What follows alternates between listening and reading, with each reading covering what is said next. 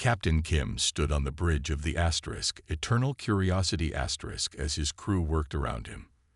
The large hologram in the center of the room showed strange symbols that no one understood. These symbols had puzzled his team for weeks. Dr. Park walked up beside him, her eyes fixed on the metallic disc they had found. The disc sat in a special container, its surface covered with the same unknown symbols. "Captain, these artifacts are at least 12,000 years old," she said, touching her glasses, "and we found similar ones on 17 different planets." Captain Kim frowned. "Let me guess. More evidence of these humans everyone keeps talking about." "I know it sounds crazy," Dr. Park replied, "but look at the facts. All across the galaxy, ancient stories tell of these beings. The descriptions match too well to be coincidence." Captain Kim had heard these theories before. Humans were just old stories, myths that different species had somehow shared. No real evidence had ever confirmed they existed. Most serious scientists believed humans were made-up creatures, like monsters in children's tales. Lieutenant Lee rushed onto the bridge. His thin antennae moved quickly, showing his excitement. Unlike most coalition officers who had smooth skin, Lee belonged to the Vex species, known for their sensitive antennae that could detect subtle changes in air currents. "Captain, important news," Lee said, trying to catch his breath. "Dr. Hana just sent a message from Epsilon IV. She found something big, a building she believes was made by humans." Captain Kim sighed and rubbed his eyes. "The Science Authority will ignore it, just like every other claim about humans. They'll say it was built by some unknown alien race that died out long ago." "This is different," Dr. Park said softly. "The facility still has power running through it." Captain Kim stared at her. "Power? After 12,000 years?" "Yes, sir. Whatever they built was made to last." Before Captain Kim could respond, his communicator lit up with a bright red light. The signal for urgent messages. He tapped it quickly. "This is Captain Kim." "Captain, this is Coalition Command," said a stern voice. "Our sensors have detected strange energy readings at the Helios boundary. We've never seen anything like this before." "What kind of readings?" Kim asked. "Massive power signatures. Something big is coming into our space." After the call ended, Captain Kim ordered the ship to change course immediately. The asterisk Eternal Curiosity asterisk would head to the Helios boundary, the edge of Coalition space where the strange readings had appeared. As they traveled, Dr. Park studied the disk more carefully. "Captain, I think I've found something," she said after several hours. "These symbols might be a warning." "A warning about what?" Captain Kim asked. "I'm not sure yet. But look at this pattern here. It appears in ancient texts that talk about a great danger from beyond our galaxy." 2 days later, they arrived at the Helios boundary.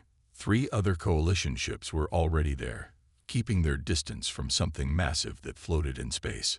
The object was a ship larger than anything the Coalition had ever built. Its dark metal surface seemed to reflect the stars around it, giving it an almost magical appearance. "No response to any of our messages," said Communications Officer Ba. "We've tried every known language." "Keep trying," Captain Kim ordered. Dr. Park worked with the ship's computers, comparing the symbols on the strange ship to those on the ancient disk. "Captain, they match," she said suddenly. "The symbols on that ship are the same as those on our artifact." Before anyone could react, a beam of light shot from the unknown ship directly into their bridge. The crew froze as the light formed into a shape, a 2-legged being with no scales, no extra limbs, and no antennae. It looked around at them with curious eyes. "Greetings," it said in perfect Coalition language.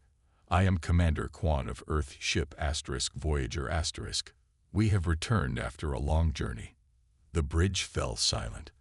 Captain Kim finally found his voice. "Earth? You mean you're human?" The figure smiled. "Yes, and it seems we have become legends in our absence." Lieutenant Lee's antennae went completely still, a sign of shock among his people. Dr. Park stepped forward. The myths were true. All this time. To us, it has only been 40 years since we left. Commander Kwan explained. Time moves differently when traveling between galaxies. Why did you leave? Captain Kim asked. And why have you returned now? Commander Kwan's face grew serious. We left to find a solution to a threat that was coming to our galaxy. We've returned because that threat will soon arrive. We need to prepare together. Captain Kim looked at his crew, then back at the human. Everything they thought they knew about their history had just changed forever. The myths were real. Humans had returned. And apparently, they weren't alone in the universe. The Coalition flagship Unity floated in space, looking tiny next to the enormous unknown vessel. From the bridge window, the strange ship looked like a giant metal sea creature, beautiful and frightening at the same time. Ambassador Moon wiped sweat from his forehead. As the top diplomat of the Coalition, he had met many alien species, but this situation made him very nervous. The ship had appeared without warning 2 days ago, and no one knew what it wanted. Any response yet? Ambassador Moon asked, his voice shaking slightly. Communications Officer Jun shook his head. His fingers moved quickly over his control panel as he tried again to make contact. Nothing, Ambassador. I sent greetings in all 87 Coalition languages. They aren't answering any of our messages. The unknown ship was truly amazing. Its surface was smooth and shiny, with curves and angles that made it hard to look at directly. Light seemed to bend around it, making parts of it appear and disappear depending on how you looked at it. Everyone on the bridge knew they were seeing technology far more advanced than anything the Coalition had built in its 5,000 years of existence. Could it be an automated vessel? Asked Security Chief Finn, her hand resting on her weapon. Perhaps no one is actually on board. Something that advanced would still respond to communication attempts, Ambassador Moon replied. They're choosing not to speak with us. Captain Su joined them at the main window. Whatever it is, it hasn't made any aggressive moves. That's something to be thankful for. Suddenly, without any warning, a bright beam of light shot from the mysterious vessel. It hit the center of the bridge, causing everyone to jump back in alarm. Security officers drew their weapons but held their fire as the light began to take shape. The beam formed into a figure standing in the middle of the bridge, a two-legged being with no scales, fur, or extra limbs. It had no antennae or gill slits like many Coalition species. Its body was simple compared to most galactic citizens, yet somehow elegant in its basic design. Greetings, the figure said in perfect Coalition standard language. I am Captain Dai of the Earth vessel Pathfinder *. We have returned. Ambassador Moon felt all three of his hearts pounding in his chest. The beam before him matched exactly the descriptions from ancient texts. Texts he had always believed were just myths. You're human? He asked, barely able to speak. The holographic figure nodded. Yes, though to us it has only been 43 years since we departed this sector. We understand that, for you, considerably more time has passed. 12,000 years, Jun whispered from his station, checking historical records on his screen. Impossible, Ambassador Moon said quietly, but he knew it wasn't. The evidence stood right before him. The creatures of legend, the beings that ancient stories claimed had once traveled among the stars before mysteriously vanishing, had returned. Captain Daz's hologram smiled. We request permission to send a real delegation to your vessel. We have much to discuss. After quick approval from Coalition Command, a small shuttle departed from the massive human ship. It glided smoothly into the Unity's docking bay, moving with perfect precision. When the shuttle door opened, 5 humans walked out. They wore simple blue uniforms with strange symbols on their shoulders. They looked almost like members of the Kel species, except they had no tail and their skin tones varied widely. Ambassador Moon greeted them in the docking bay, surrounded by curious Coalition officers. Welcome aboard the Unity *, he said formally. I am Ambassador Moon of the Coalition of Sentient Species. Captain Dai stepped forward, the real person, not a hologram this time. She was shorter than Moon had expected, with dark hair pulled back tightly. "Thank you for your welcome," she said. "We have been observing your coalition for some time from a distance. You've built something remarkable, many species working together in harmony." "But how is this possible?" asked Captain Su. "Our records say humans disappeared 12 millennia ago. Even if you traveled at near light speed, you should have aged." A tall human with gray in his hair stepped forward. "I am Dr. Han, chief scientist of the Pathfinder *. We used a combination of stasis technology and temporal field manipulation. To us, only decades have passed while exploring other galaxies." Other galaxies. Ambassador Moon couldn't hide his shock. The coalition had barely explored their own galaxy. Captain Dai nodded. "We have visited 12 galaxies since our departure. We had to learn, to grow, to prepare." "Prepare for what?" Security Chief Bin asked suspiciously. The humans exchanged glances. "That is part of what we need to discuss," Captain Dai said. "We didn't leave by choice. We were forced to go, to find solutions to a threat that was coming. A threat that will soon reach your worlds." Ambassador Moon felt a chill. "What kind of threat?" "We call them the Void Collective," Dr. Han explained. "They consume entire star systems. We fought them before and barely escaped. That's why most evidence of our existence was lost, in our desperate fight to hold them back." Captain Da looked at Ambassador Moon with serious eyes. "We've returned because they're coming back. And this time, we need to stand together if any of us are to survive." Later that night, as news spread across coalition space, billions of beings looked up at the stars with new eyes. The humans, creatures they had thought were just stories to scare children, had returned. And they brought warnings of a danger beyond imagination. The age of myths had ended. A new chapter in galactic history had begun. The grand meeting hall of the coalition was in complete chaos. 200 delegates from different planets shouted over each other. Some stood on their seats, while others pounded their fists on tables. The noise was deafening. At the center of the storm stood Delegate Jin, his green scales standing up in anger around his neck. "This is crazy," he shouted, loud enough to be heard over the noise. "These humans claim they once ruled our galaxy, that they created our basic technologies, that they changed our ancestors' very bodies." Many delegates roared in agreement. Others hissed their disapproval. The discovery that humans were real had shocked the galaxy. But what the humans claimed about the past was even more shocking. Dr. Park stood calmly at the presentation platform. Behind her, a large screen showed ancient DNA patterns that looked very similar across different species. "Please," she said, "look at the evidence. These are not random patterns.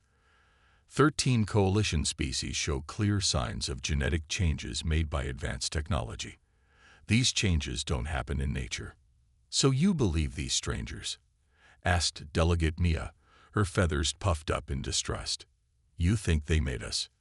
"Not made," Dr. Park corrected. "Changed. Helped. The evidence suggests humans guided the development of many species long ago." From a special viewing area, Captain Dai of the human ship Pathfinder * watched quietly. In the weeks since first contact, more human ships had arrived in coalition space. Each brought amazing technologies that coalition scientists couldn't understand. Dr. Hana stepped up beside Dr. Park. She had been working with the humans to translate the ancient symbols found across the galaxy. "Council members," she said, "we've discovered something disturbing. Many of our historical records were changed on purpose. The great disaster of the Fifth Era that our history books describe. It wasn't a natural event at all. It was when the humans left our galaxy." The room grew quieter as everyone listened. "Our ancestors changed their own histories," Dr. Hana continued. "They removed all mention of humans. They created false stories to explain gaps in our past." "But why?" asked Counselor Ta, an elderly member with pale blue skin. Why would our ancestors lie? And why would humans leave? All eyes turned to Captain Day, who had remained silent until now. She stood and approached the speaking platform. "We left because we had to," she said simply. "We faced an enemy from beyond the edge of the galaxy. They are, unstoppable by conventional means. We could only slow them down." The hall was completely silent now. "We scattered across the universe," Captain Da continued. "Some of us went to other galaxies. Some hid in the spaces between stars. We needed time to find new knowledge, to learn, to prepare. And now we've returned because they're coming back." "Who is coming back?" Delegate Jin demanded. What enemy could be so terrible that an advanced species would run away? Captain Day touched a small device on her wrist. The lights in the hall dimmed, and a three-dimensional image appeared above everyone's heads. It showed a dark cloud moving through space, consuming stars as it went. "We call them the Void Collective," she explained. "They aren't alive in the way you understand life. They don't communicate. They don't negotiate. They consume energy, all energy, including the energy of stars and living beings." Dr. Min, the Coalition's top scientist, stepped forward. "Are you saying this threat ate stars? That's impossible." "I wish it were," Captain Day replied. 12,000 years ago, we fought them and barely escaped. We had to make a difficult choice. We could stay and die with the galaxy, or we could leave, find new weapons and knowledge, and return when we were ready to fight again." "And our ancestors?" asked Dr. Hana. "What happened to them?" "We helped evacuate as many species as we could to safe regions of the galaxy. We left behind technology to protect them. But we knew the trauma of what happened would be too much for many to bear. Some chose to forget, to erase us from their histories rather than remember the horror they witnessed." Dr. Park pulled up new images on the screen, ancient cave paintings and stone carvings from dozens of worlds. They all showed similar images, tall two-legged figures leading others to safety, fighting against a darkness that consumed everything. "The memories remained in our oldest stories," she said. "The myths of the star people who came before. The legends of the great darkness. We thought they were just stories." Counselor Tay's voice trembled as he asked, "How long do we have before this Void Collective reaches our worlds?" "Less than 1 year," Captain Day said. "That's why we've returned now. We've learned much in our time away. We've found new allies, new technologies, new ways to fight. But we need your help." The hall erupted again, this time with questions, fears, and arguments. Everything the Coalition believed about its past had been shattered in a single day. Later that evening, Dr. Park found Captain Dye standing alone on an observation deck, looking out at the stars. "They're scared," Dr. Park said. "Their whole history just changed." Captain Dye nodded. "I understand. But fear can be useful if it leads to action." "Will we survive this time?" Dr. Park asked quietly. 12,000 years ago, we faced the void alone," Captain Day replied. "This time, we stand together. And that makes all the difference." Beyond the window, distant stars shone brightly, unaware of the darkness coming to consume them. The shipyards above Proxima II were busy day and night. Hundreds of ships floated in various stages of construction. Workers moved through space in special suits, connecting huge metal parts together. The scene looked like a metal forest growing in the emptiness of space. Human engineers worked side by side with Coalition technicians. They shared ideas and built things that most people thought were impossible just a few months ago. Ships that could bend space, weapons that could hit targets across vast distances, shields that could block almost any attack. Admiral Song watched all this activity from the command center. His uniform was decorated with medals from 30 years of service to the Coalition. Beside him stood General Ho, a human military leader who looked much younger, but whose eyes showed deep wisdom. "I still can't believe how your ships move," Admiral Song said as they looked at a tactical display showing recent battle exercises. "Your combat techniques are unusual." General Ho smiled slightly. Humans have always been good at fighting, sadly. It's both our greatest strength and our worst weakness. We hoped we would outgrow it, but the universe is not a peaceful place. Around them, military officers from both species worked at control stations. On large screens, they tracked the building of a defensive line at the edge of the galaxy. 3 months had passed since the humans returned, and every day brought new surprises. How many human ships have arrived now? Admiral Song asked. 237, General Ho replied. More arrive each week. We scattered far when we left. Each human ship that returned brought unique knowledge. Some had traveled to distant galaxies. Others had hidden in empty space between star systems. All had searched for ways to fight the coming enemy. But not everyone was happy about the humans' return. Admiral Song received a message on his personal device and frowned as he read it. Another attack, he said quietly. A human research station on Helios V was bombed. 3 dead, many injured. General Ho nodded grimly. The Purists again. Almost certainly. The Purists were a secret group that had formed after the humans returned. They believed that human influence would destroy coalition culture and independence.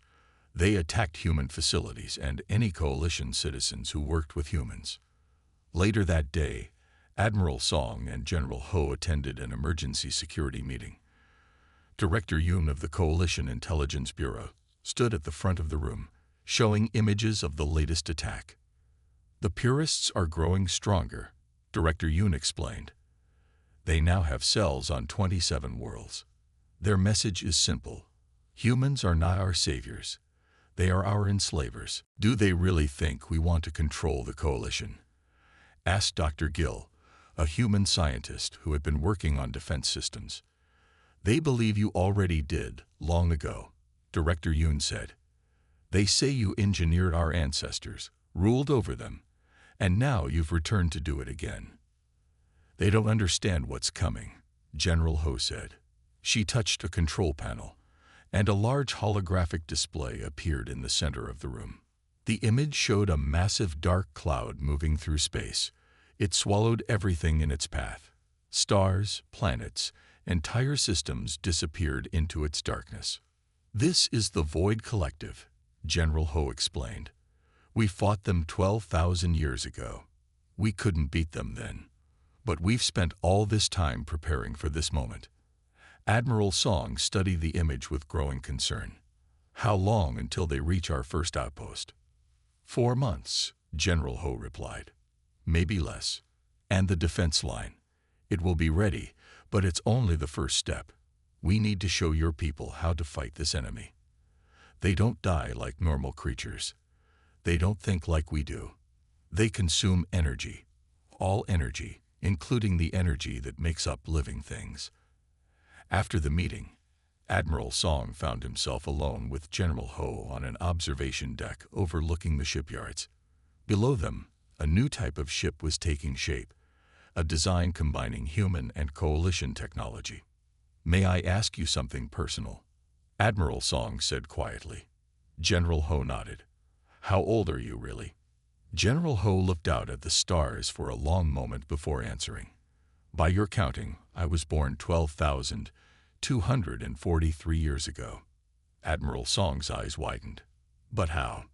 Time dilation during space travel, stasis technology, and other methods we discovered on our journey. She turned to face him. I was there when we fought the Void Collective the first time. I saw worlds die. I won't let that happen again. In the days that followed, preparation intensified. Ancient defense systems, hidden on various planets, activated as humans returned to them. Giant weapon platforms that had been disguised as moons revealed their true purpose. On coalition worlds, people began training for war. They learned to use new weapons and technology that humans brought with them. Evacuation plans were created for planets closest to the galaxy's edge. And in secret, on a hidden base inside an asteroid, human scientists worked on their most important project, a weapon they believed could finally stop the Void Collective. General Ho stood watching their progress, her face serious. "Will it work this time?" asked a young scientist. "It has to," she replied simply. "There's nowhere left to run." The dark ships of the Void Collective came like a storm. They poured through the edge of the galaxy, hundreds of them. They didn't shine in the starlight. Instead, they seemed to eat the light around them, leaving only darkness. The combined human and coalition fleet waited for them. 500 ships formed a line across space. Some were sleek human vessels with strange blue lights. Others were the familiar coalition ships that had once patrolled peaceful trade routes. Now they'd floated together, ready for war. Admiral Song stood on the bridge of the flagship Unity *. His hands gripped the railing tightly as he watched the enemy approach. "All ships, battle positions," he ordered. His voice was calm despite his fear. The coalition ships moved forward in careful formation.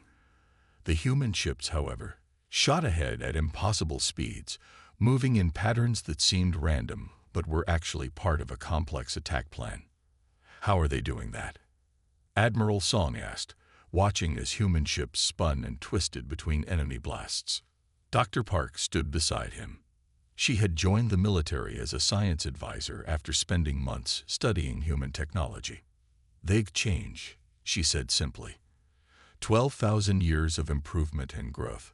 They're still human, but they've become something more. The battle spread across the stars. Void ships fired weapons that looked like streams of darkness. When they hit a ship, they didn't explode. They simply drained all energy until nothing remained. But the combined fleet was ready. New shields based on human designs blocked the energy-draining attacks. New weapons punched holes in the seemingly indestructible void ships. "Admiral, look," shouted Communications Officer June, pointing to the main screen. All across the galaxy, ancient defense systems were waking up. Huge platforms that had been hidden in orbit around planets for thousands of years suddenly lit up with power.